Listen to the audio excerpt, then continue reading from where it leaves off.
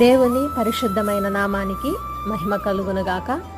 ఈ ఉదయకాల సమయంలో మన కొరకై దేవుడిచ్చిన వాగ్దానము సమూయేలు మొదటి గ్రంథము 2వ అధ్యాయము 7వ వచనం. కృంగజేయువాడును లేవనెత్తువాడును ఆయనే. దేవుడి పరిశుద్ధ వాక్యమును దీవించునుగాక. ఈనాడు దేవుని చేతిలో మన స్థానం ఏమై ఉండాలో అది మన చేతిలోనే ఉంది. ఒకవేళ మనకున్న వాటిని బట్టి మనం అతిశయించుచున్న వారము గాను లేక గర్వించుచున్న వారం గాను ఉంటే దేవుడు కృంగజేయువాడుగా ఉంటాడు. దేవుని ఎదుట మనం వినయముతో మనల్ని మనం తగ్గించుకున్నట్లయితే కృంగిన మన జీవితాలను ఆయన లేవనెత్తుతాడు. ఉదాహరణకు పరిశుద్ధ లేఖనాలను మనం గమనించినట్లయితే దానియేలు గ్రంథంలో నెబుకద్నెజరు రాజు గురించి రాయబడింది. అతడు తన నగరును బట్టి గర్వించినప్పుడు దేవుడు కృంగజేయువాడుగా మారాడు. ఆ తర్వాత రాజు తన తప్పును తాను తెలుసుకున్నప్పుడు మరలా అదే దేవుడు అతన్ని లేవనెత్తిన సందర్భాన్ని మనం చూస్తూ ఉంటాం.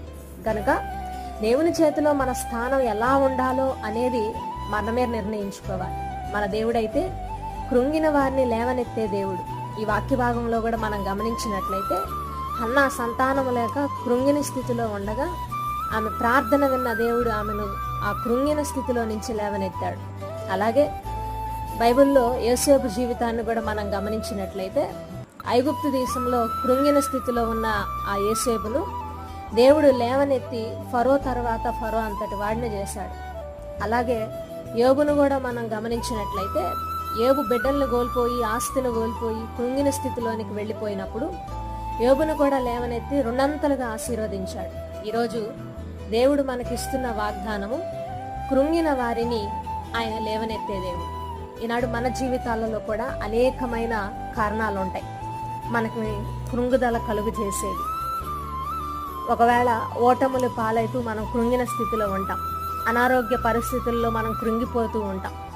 ఉద్యోగం లేక కృంగిపోతూ ఉంటాం. ఇలా చాలా కారణాలు మన జీవితాలలో ఉండవచ్చు.